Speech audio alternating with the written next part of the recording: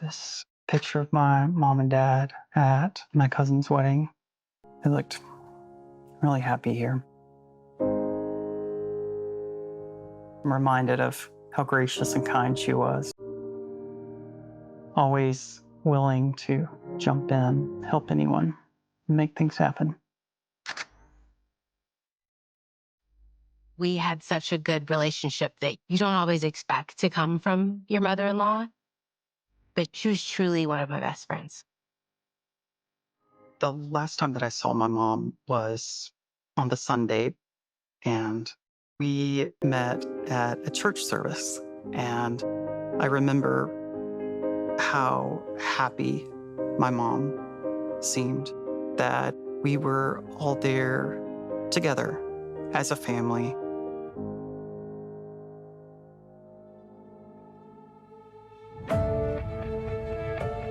I received the call about 1 o'clock in the morning.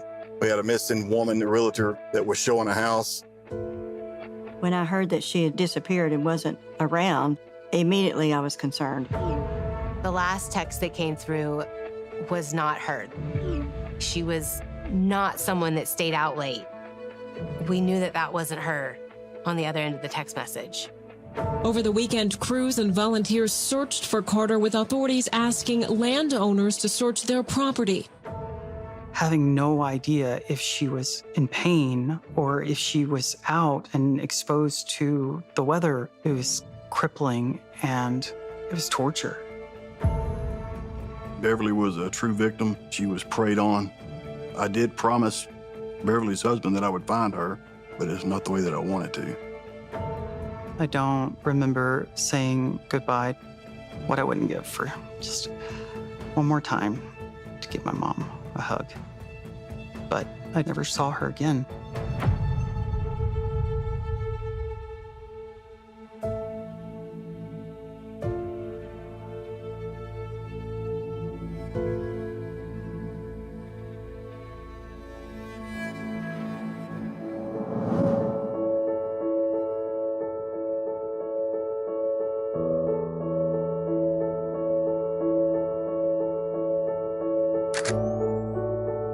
My mom and dad met each other at a very young age.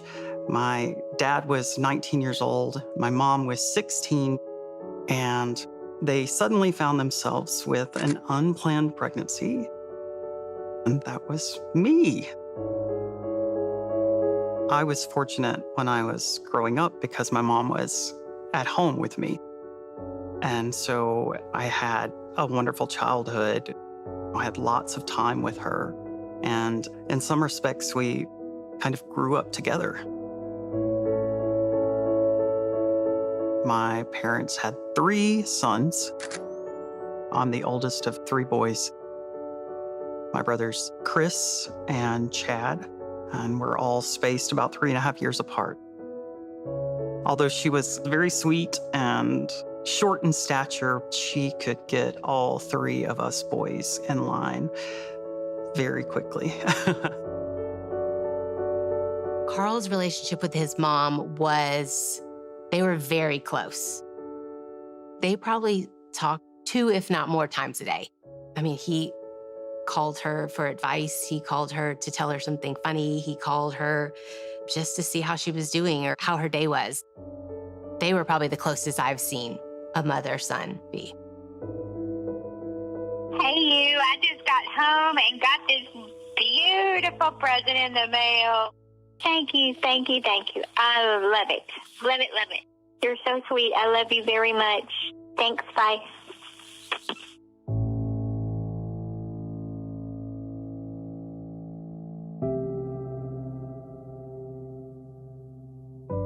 Tragically, we lost my middle brother, Chris, in an automobile accident in 2003.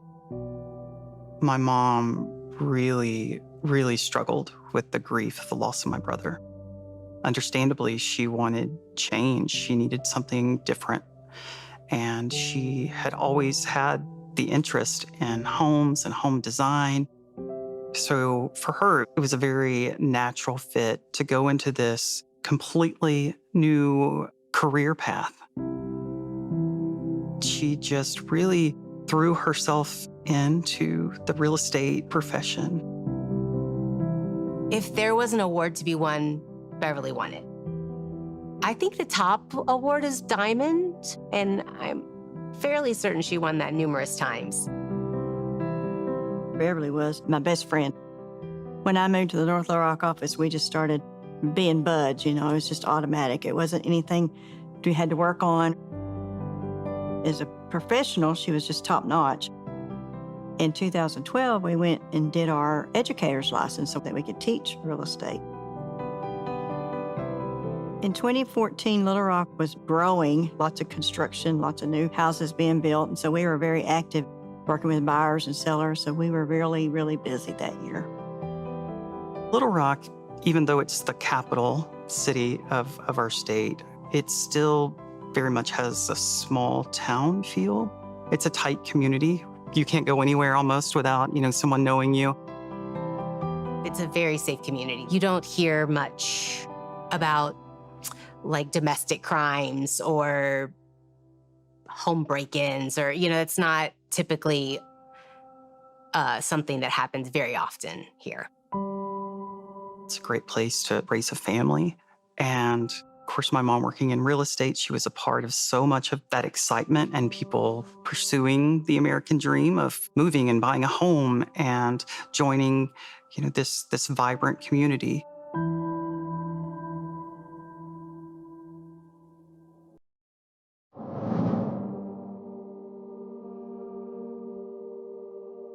Thursday, September 25th. I remember it being an absolutely beautiful day.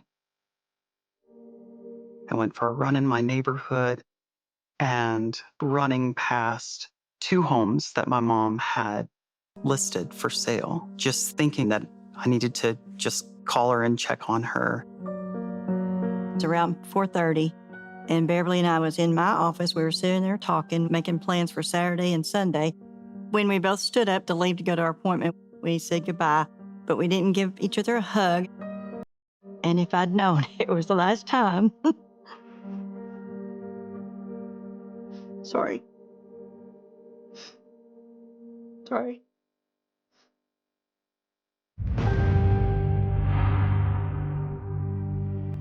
My mom called my dad and told him that she would be showing a property to a couple from out of town, a couple that she had talked to him about prior to even that day. Nothing was out of the ordinary. I got home probably around 6. Around 8 o'clock, Carl and I got into bed to turn on TV and watch a show or something. Around 8:30, my father-in-law called Carl, which is not normal. They didn't talk on the phone often. So there was a little concern. Carl answered the phone and just hey, Dad, what's going on? He explained that he had been trying to call and to text my mom, and she wasn't replying. And he just kept going on about this being weird and that he was worried about her. And he really wasn't letting it go. I didn't think anything else of it because I really did think, I guarantee you she is at a house, sitting at a kitchen table, signing a contract. Her phone is probably in her car. But when he called back, that's when I think it shifted a little bit. I told my dad that I would go to her office, and I encouraged my dad to go to the house that she would be showing that afternoon, and that we would find her at one of those places. Upon arriving to my mom's real estate office, it was immediately evident that no one was there. The building was just completely dark, not a single light on, and the parking lot, it was just empty. I remember at that moment, something felt wrong. I could just feel it. And as we're sitting there, my dad calls me, and he said that he had arrived at that house on Old River Drive, and that my mom's car was parked in front of it, and the front door was open, but that my mom was gone. I told my dad that we needed to contact law enforcement, and so we made the call to report my mom missing and started making my way out to that home to be with my dad. Once the police arrived, everyone was looking around the property. A few of the sheriff's deputies started going door to door to see if anybody had any information. The later it got, the more concerned I became, because even with all of the ideas that we had come up with for reasons why we might not be hearing from her, they just didn't fly anymore.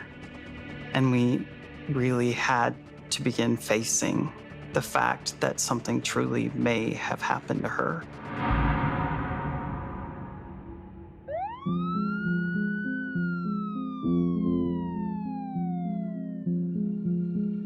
I enjoy helping people. Being a homicide detective, you get closure for people. I was actually off on call when I found out about Beverly. Initially, I was just told that she went to show a house and the husband found her vehicle and was not able to find her. When I went inside the house, you could tell that the house had been vacant. There was a lot of dust, and you could tell there were disturbances in that dust where somebody had walked. Outside of the house, I saw tire tracks that looked like they had backed all the way to the front door. I noticed that her car was locked, but her purse was inside. When I realized the purse was in Beverly's car, it's about the same time that a cell phone text came through from Beverly's phone. I just remember being out there huddled and watching our phones. And then suddenly, just after midnight, my dad begins just yelling out to all of us, "Beverly has texted me back." And we all just start running toward his truck. And in that moment, it was so like, okay, there she is. You know, she's fine. And it is crazy how you can go from it is fine to it is not fine. Right after that, the next message came in. It said, "Sorry, phone dead." And we were like, okay, that's okay. That makes sense. I mean, that's fine. Not long after the second text, we received a third text from my mom. It was letting my dad know that she was out drinking with friends. And knowing my mom, knowing that her favorite beverage was chocolate milk, not alcohol, we went from relief to just complete horror, because we knew just with those few words that my mom had been taken and that she was in a very dangerous situation. At that point, I felt that Beverly had been kidnapped. And I got the phone call at about 2 o'clock that morning from the police department. It scared me to death because I knew that Beverly would be at home. There was no question that something had happened to her. We decided to ping the cell phone, since the cell phone was turned on, and send in messages, try to figure out a GPS location of that phone. When the cell phone pings come in, it gives us a GPS coordinate. So I pull that up and I go to those locations and I look for any kind of evidence that may lead me to Beverly.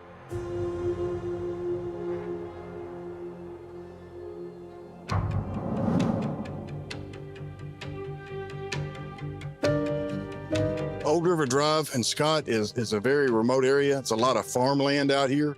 There's not a high crime volume. The fact that Beverly's phone was moving around and we had 3 different pings showed me that that phone was actually moving. So we had a direction of travel that her phone was moving in.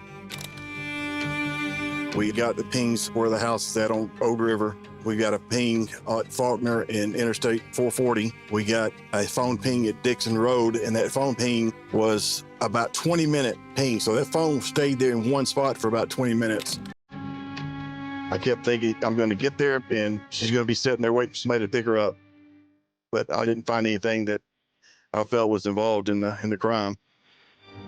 After this, we received 0 further pings. When that happens, we know that more than likely the SIM card's been removed. It puts a freeze on because we can't track the phone anymore. I knew that someone had turned her phone off. While I was looking into the pings, one of the neighbors across the street reported seeing a small black car backed up to the driveway with a white male standing beside the car. She didn't think anything of it. Well, that's the last person that we could put Beverly with, so that was significant. That was the first lead that we had had. That first night that I was involved, I did realize that Beverly was in serious danger. I think that she was somewhere against her will.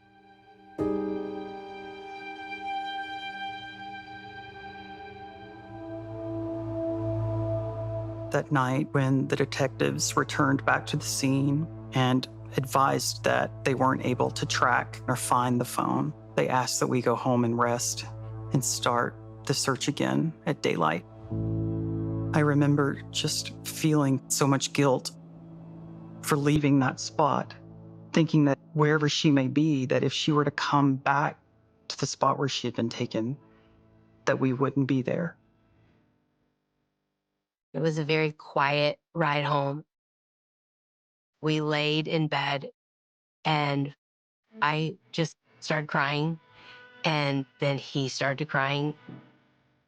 I think the last time I looked at the clock, it may have been like 3:30 in the morning, and obviously we fell asleep just from exhaustion, but also maybe hopeful we'd wake up and this was all not real.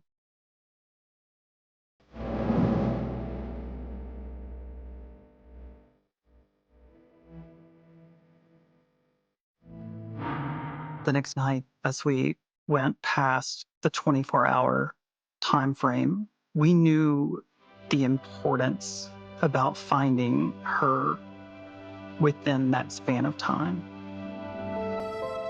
The longer somebody is missing, the more likely it is that they will not be found alive. So the police were extremely concerned. The chances they would find her in a safe state were decreasing by the minute. I can remember every minute of those 5 days. The police department said that they would set up a search party. It was very well organized. The community was involved, churches were involved. It was really a lot of people.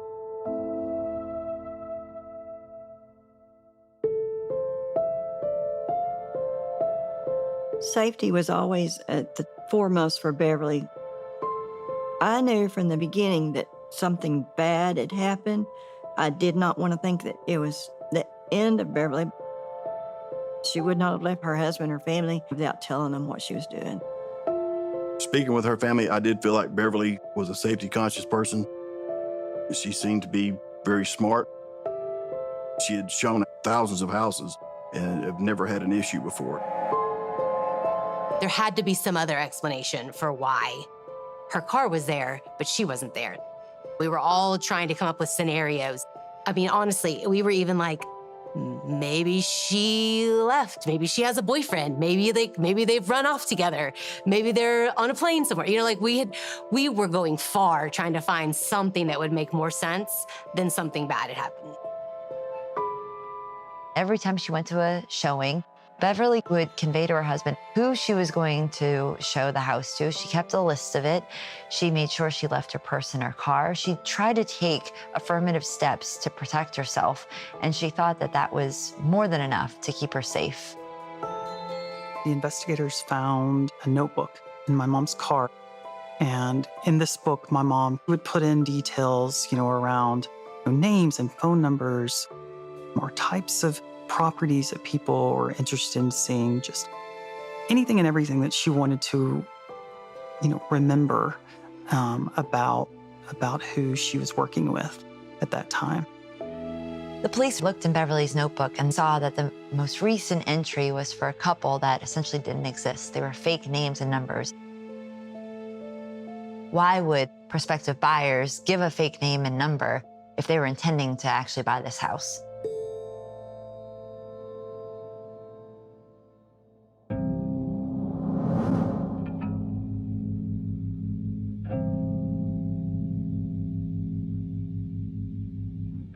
We looked into the details of the notebook that Beverly had in her vehicle.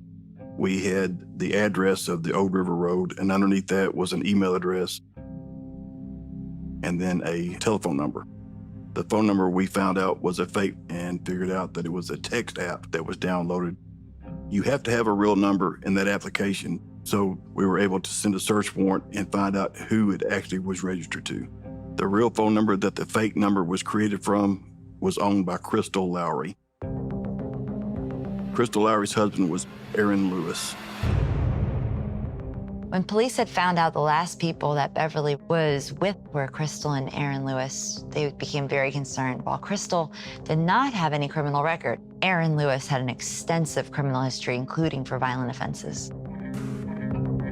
When we got Aaron's physical description, it matched the description that the neighbor saw of the white male standing beside the small black car at the house on River Road. Crystal Lowry and Aaron Lewis lived in Sherwood, which is about 10 to 15 miles from the scene where Beverly was kidnapped. So we sent vehicles and marked units to that area to get an eye on the house.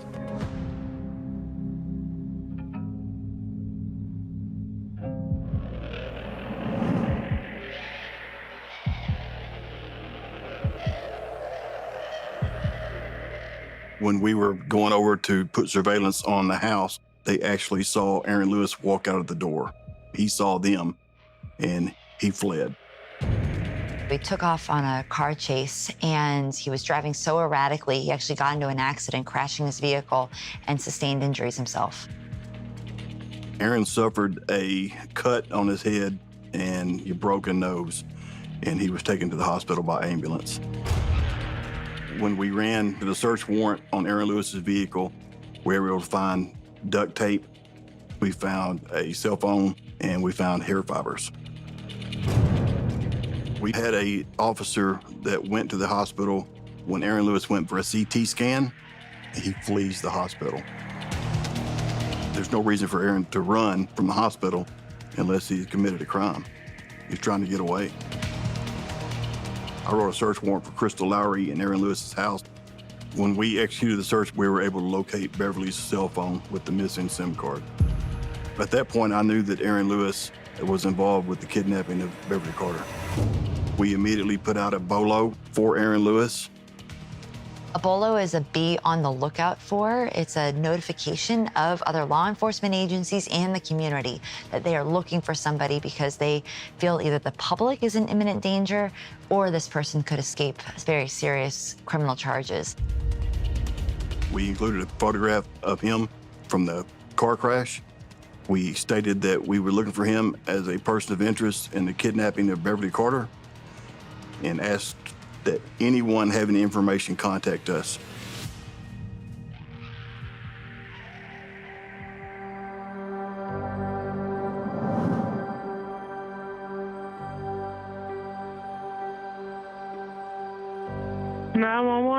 Hey, they're looking for a guy here that was involved in the realtor being kidnapped.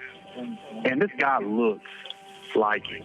And he is nervous, and he's out here at the bus stop. Okay, but don't tip him off or anything. We'll get someone out there. When officers arrived, Aaron fled on foot into an apartment complex and then jumped off the second-story floor right into the bottom of the feet of an officer standing there, so they took him into custody.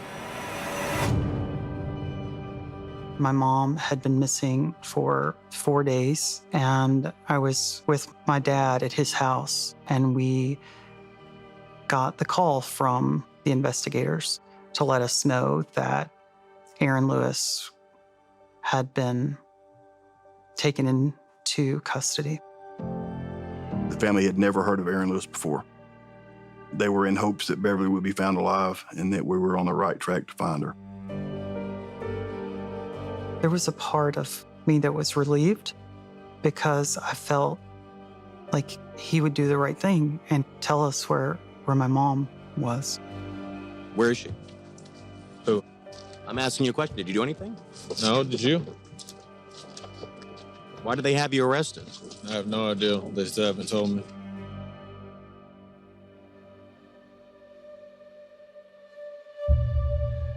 From From a detective point of view, when you make the arrest, that's when the work is really just starting. We've got to be able to find Beverly, and the only person that knows that answer is going to be Aaron Lewis. When I interviewed Aaron Lewis, Aaron was the narcissist. He thinks that he's the smartest person in the room. This was more of a game to him than anything else. Where's my phone? Because you can't unlock it. Are we playing? Yeah. What, you gonna show me on the phone? Well, actually, I'll let you listen to something. Then you'll know that I'm serious. And I said, it's you're running out of time. Normally, we wouldn't give a suspect their evidence like that, but we needed to try to find Beverly. So we allowed him to have his phone. He played a audio note, and it was Beverly Carter's voice. Carl, it's Beverly. I just want to let you know I'm okay. I haven't been hurt. Just do what he says, and please don't call the police. If you call the police, it could be bad. Just let you know I love you very much. Aaron told me that he had this message on his phone in the event that he got caught, he can prove that Beverly was alive. We knew that we had to hurry. My concern was that she was not actually alive. He was still playing games with us. Are you guaranteeing me this one's alive? Depends on how long it takes. How long do we have? How long can a person survive without food and water? Yes, you got. You figure it out. Aaron Lewis essentially said that if police don't find her in time, it's their fault if she dies. He was trying to set the foundation for him being found not guilty for her death. The investigators did tell us that he was not being cooperative. And so any hope, relief that we had that he might tell us where she was really fleeting.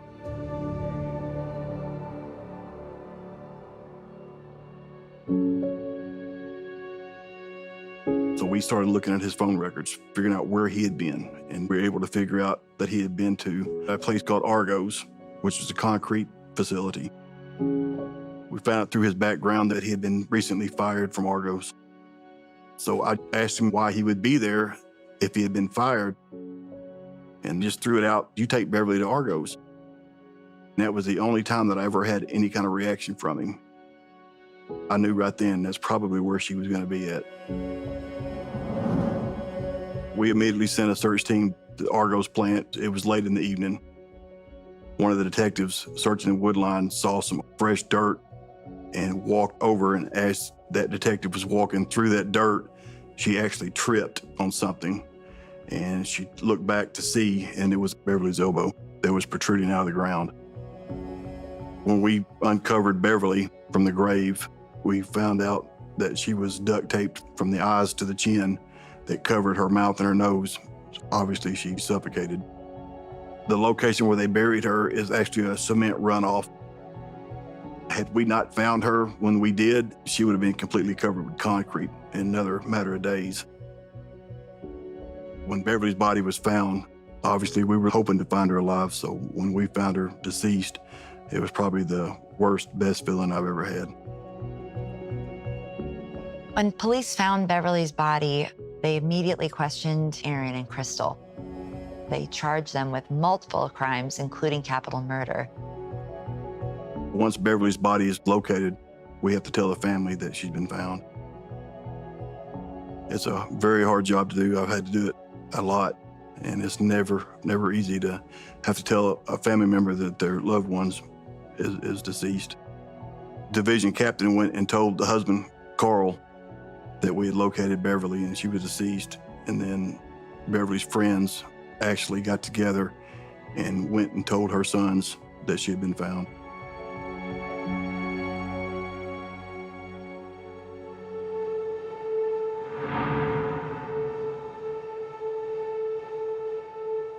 I was awakened at 4 a.m. with people at my doorstep.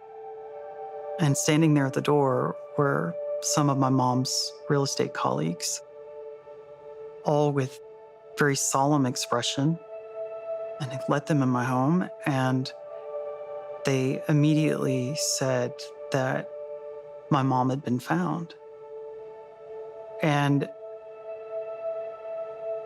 I was so excited. And my response was, well, where is she? And one of her friends said to me, oh, sweetie, your mom wasn't found alive. We weren't there yet. We weren't to a place where we were talking about her not being alive. And it didn't seem real. It didn't seem possible. It just seemed like a bad movie. Probably the most confused person in the whole situation was, and still is, my dad. My dad lost his wife of 34 years. His whole world just was taken from him in a moment.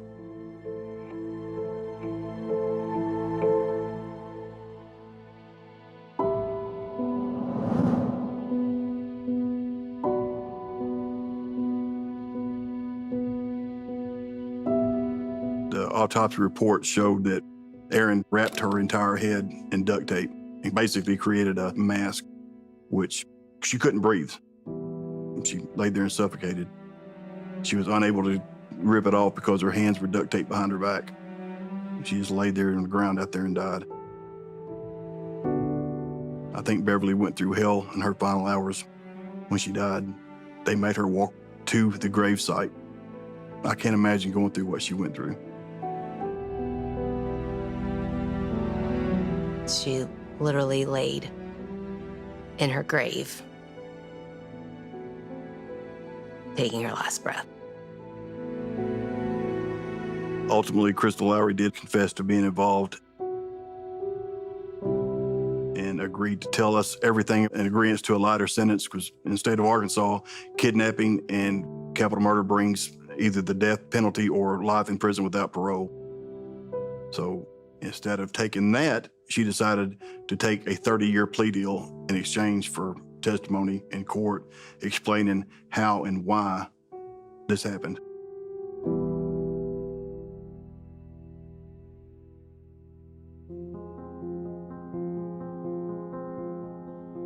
Crystal Lowry was a nursing student, and the night that Beverly went missing, Erin had spoken about doing a kidnapping for ransom. She suggested kidnapping a realtor broker because brokers usually had a lot of money. So they conducted an online search for a realtor broker in the area, and Beverly was the first name that popped up. Crystal had recently married Erin, and it seemed at first like Erin was acting alone until police came to know Crystal a little bit better. She maybe wasn't the ringleader, but she was feeding him ideas on how to commit his intended crime even better.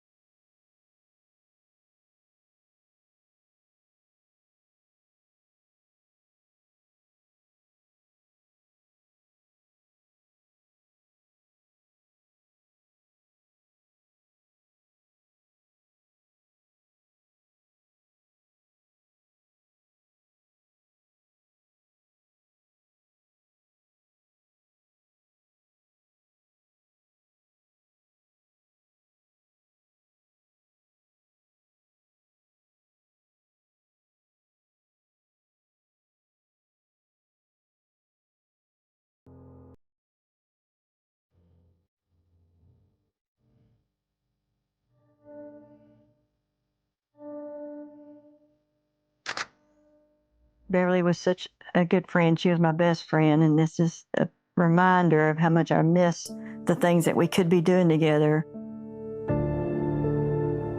and how much fun we had doing those things together, but we can't do them anymore because she's not here. This is actually the dress that they buried her in because they knew that she loved that dress and they wanted her to have that to be buried in. That's what they did. It wasn't long after we laid Beverly to rest that we learned that Aaron was a 6-time felon and he married Crystal and then he ran out of money. Supposedly the two were trying to get a divorce and couldn't afford it. So that was the reason that they were gonna try to kidnap somebody and get some ransom money so they could afford to get a divorce. He saw my mom as an easy way to get money. My mom was not fantastically wealthy. He just ruined our beautiful family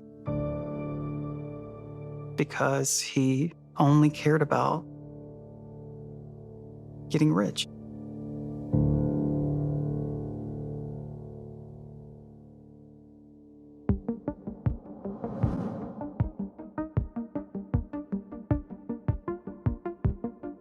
Aaron Lewis went on trial January of 2016 at Pulaski County Circuit Court. Aaron Lewis was at times within an arm's length from us. There was a part of me that wanted to just shake him and ask why.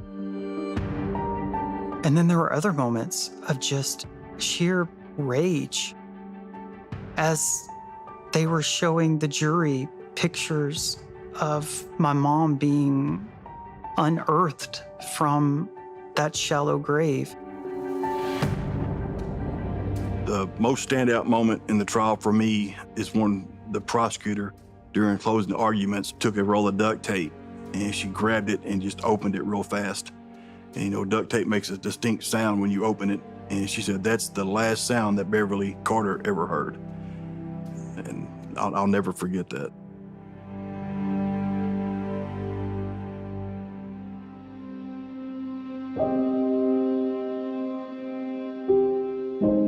While we were waiting for the verdict, Carl and I actually went into a side room and I heard heels like running down a hallway.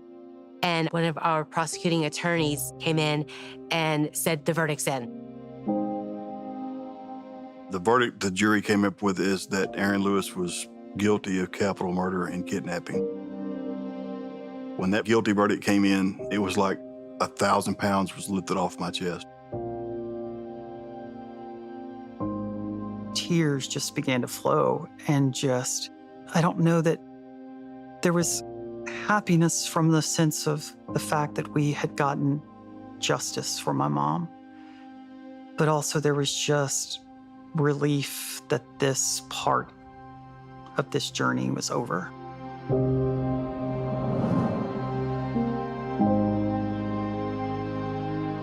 For capital murder, Aaron Lewis was sentenced to life in prison without the possibility of parole. And kidnapping, he was also sentenced to a life sentence. So basically, he got 2 life sentences. There's a part of me that thinks that if you take a life, you shouldn't be given the luxury of keeping your own. But they were given fair trials, and justice, at least when defined like that, was served. He's never going to be able to get out. He'll never see the light of day again. And now Aaron gets to sit in prison the rest of his life and remember what he did.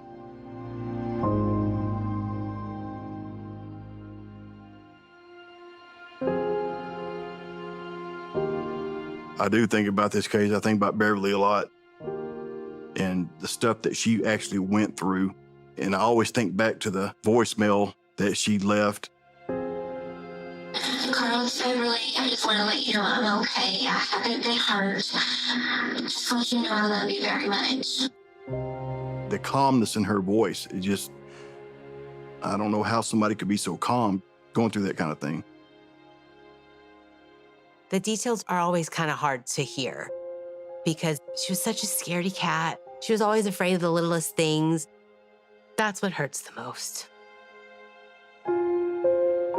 I do pretty good until I think about her final moments on Earth, and those break me. They're really hard. Carl Jr., her son, created the Beverly Carter Foundation to help realtors try to educate them on better ways to stay safe in doing their job and come up with ways to make their job safer. Carl felt this pressure to take just the worst thing in his life and make it better for somebody else. And it was his therapy. He needed to speak about it. The foundation for him was a way to process his grief. We do work alongside Carl Jr. with his foundation and make sure safety is first and foremost with every agent. I'm really proud of Carl doing that, and I think that his mother would be very proud of him, because I think that this foundation carries on Beverly's legacy of trying to help people.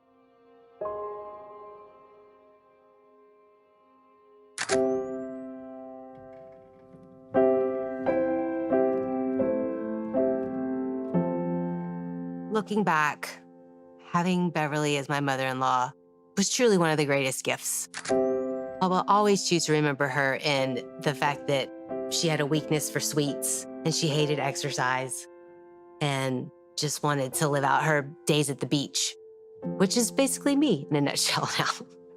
But I think that remembering her will always be that she was truly one of the greatest friends that I'll ever have.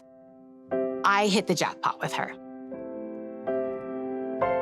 My mom was the matriarch of our family. She was the center. She made everyone feel welcome. She was the first hello you heard when you came through the door, and she was always out greeting you, goodbye. She took care of all of us.